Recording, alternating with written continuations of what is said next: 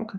Now, you see things bantied about. We've never had a vaccine for coronavirus, but because we have basically every different specialty all kind of zeroing in on one thing, is our success eventually going to happen? It's just by the numbers, it kind of has to, just because we're so focused right now.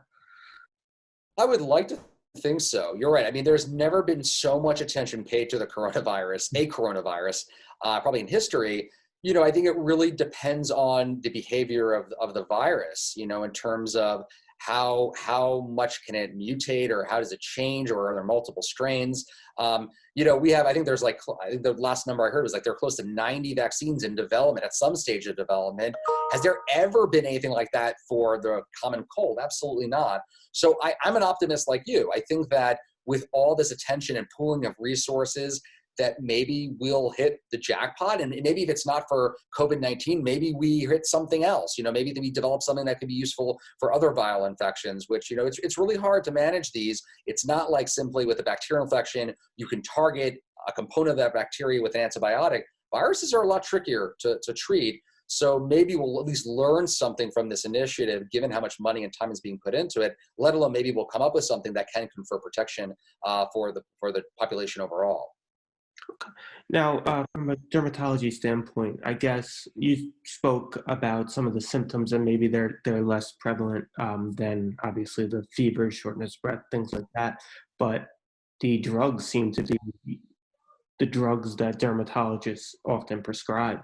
Was that kind of the call to arms for you and your colleagues, that like you knew some of these drugs at least might have that effectiveness in COVID-19?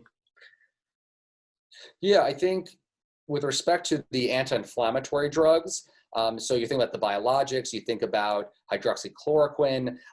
These are medications we use on the regular, and we understand the importance of curtailing inflammation. So I think certainly, especially with hydroxychloroquine, which we use for many things, while I think on one side we're saying, well, there's not really evidence supporting its use here. We understand the thinking behind it, and certainly we feel comfortable using it. We feel very comfortable with its safety. Certainly, I think that made us get more involved in terms of being vocal about hey, don't abuse this drug. We need it for patients who we know for whom it works. But two, really could talk about why it would make sense in the setting if it does at all. Though thus far, once again, the data has not been that promising. But certainly with the emergence of unique skin findings, that's where I think we're really making our mark specifically to COVID-19. Any viral infection can cause what we call morbilliform eruption, the kind of red, lacy, possibly bumps or flat patches, what, non-dermatologists call maculopapular, which literally means flat raised, which is an oxymoron. But what it really means is you have raised areas and you have flat areas. It can be itchy. It is indistinguishable from a drug reaction, a simple drug reaction. And also hives, urticaria.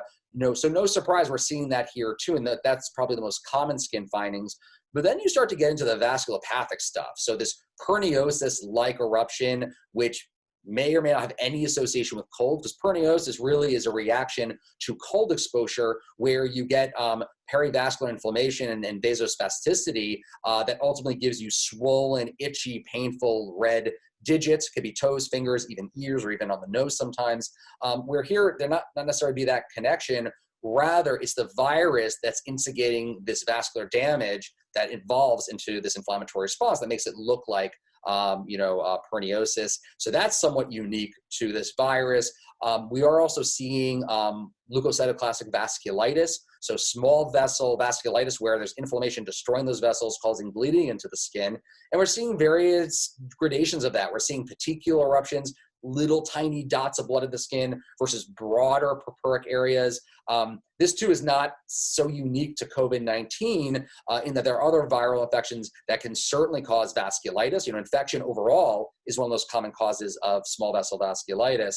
But I think in pairing that with what we're seeing, which is beyond scary, otherwise healthy individuals stroking out, clotting all over the place, certainly we like to lump. That's how our brains work together. Like, are these vasculopathic changes possibly a predictor or associated with those life-threatening clots? We don't know, but certainly one could think that if this is a vessel, targeting virus, that there could be some complications there. But I would definitely say of all the things we're seeing, the probably perniosis-like is the most unique compared to other viral reactions.